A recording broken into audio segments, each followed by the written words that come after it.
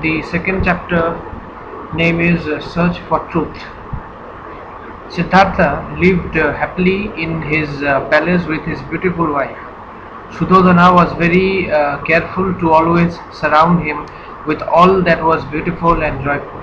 Siddhartha did not know even that there was sorrow and suffering in the world. However, Siddhartha naturally guessed that there was a world beyond the palace gates and wondered what it was like. We would often wander off in his own, find a secluded place and sit for hours immersed in thought. One day he expressed the desire to see for himself the world outside.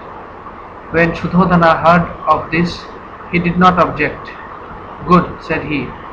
It is time the prince saw his country and the people he will lead one day. Sudhodana gave orders that the city should be swept and cleaned for Siddhartha's visit. Festive arches were put up to welcome him, and houses decorated with flowers and flags. Special instructions were issued that the sick and the old should keep out of the city. Sudhodana took every precaution not to expose his son to the sight of human suffering of any kind. The chariot was drawn by 4 gleaming white horses. Siddhartha took his seat, and Shana, the charioteer, drove him slowly through the city. The people lined up both sides and cheered their prince.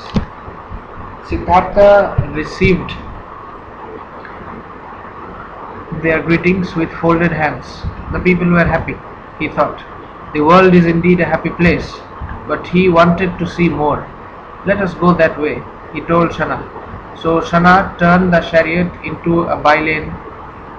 There, the people were not expecting Siddhartha. There were no welcoming banners and the streets were dusty and crowded. An old man with bent back came hobbling along, supported by a stick.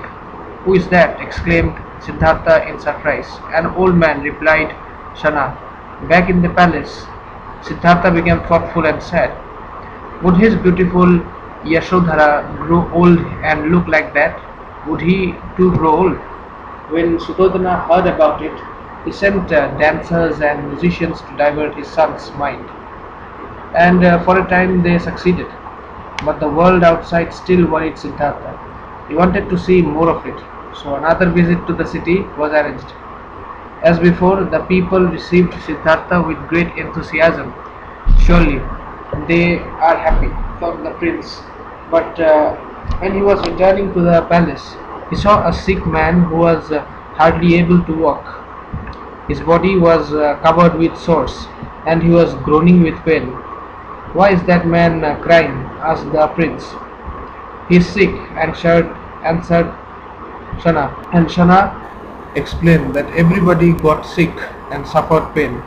Slowly the world of sorrow and suffering was being unveiled to the prince's gaze.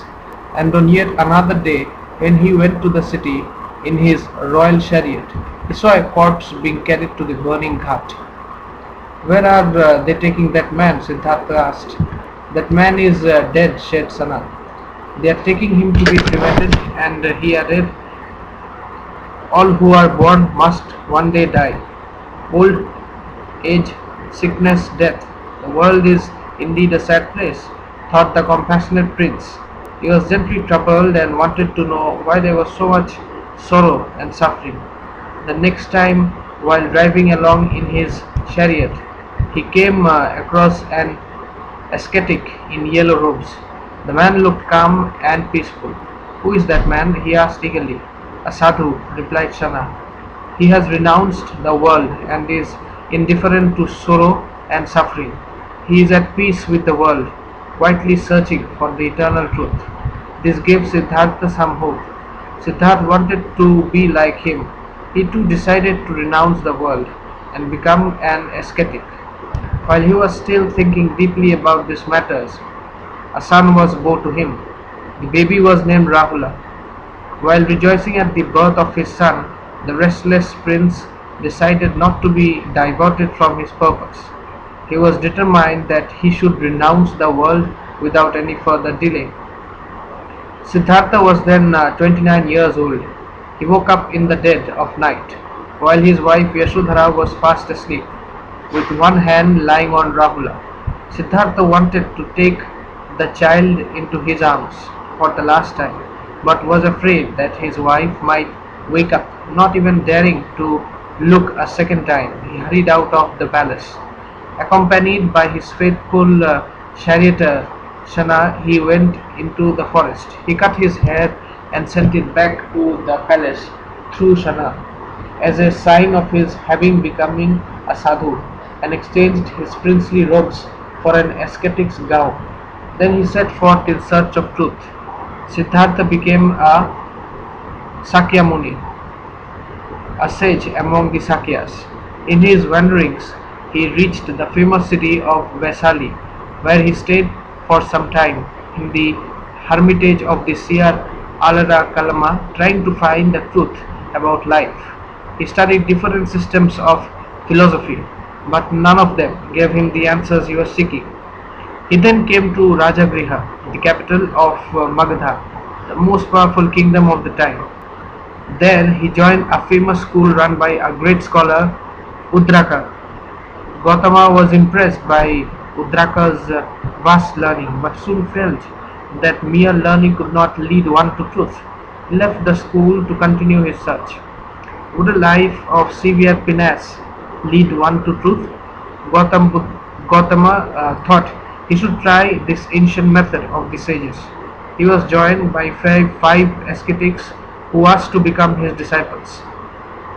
With these five disciples, he retired into the forest and began a period of penance. He put his body of hardships of many kinds and almost died from fasting, but still found that he was no nearer to the truth.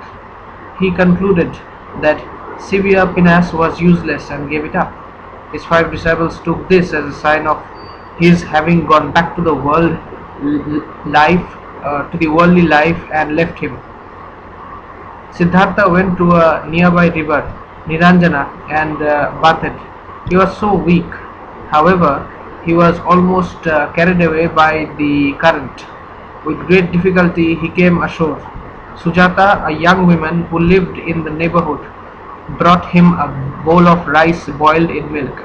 After eating it, he felt stronger. Finally, Siddhartha decided that the way to truth lay in deep meditation. He chose a charming spot on the outskirts of Gaya and sat down cross-legged under a peepal tree. I will not rise from this seat till I understand the truth, he vowed. While thus immersed in meditation, it is said that Siddhartha had to face many temptations. The evil spirit Mara was afraid that if Siddhartha came to know the truth, he would teach it to the world. Mara would then no longer have any standing. So he first tempted Siddhartha with a vision of his palace, his beautiful wife Yashodhara and little son Rahula. But Siddhartha did not allow himself to be tempted and continued his meditation. Then Mara sent violent storms and whirlwinds to distract him, but the determined sage was not distracted. As a last resort, Mara sent his three daughters, Vire, Pleasures and Passion, to dance before Siddhartha and tempt him. But they too had no effect on him. He continued to be lost in deep meditation. On the 49th day, he realized the truth. He became the Buddha, the enlightened one. The tree under which Siddhartha attained enlightenment was thereafter called the Bodhi tree.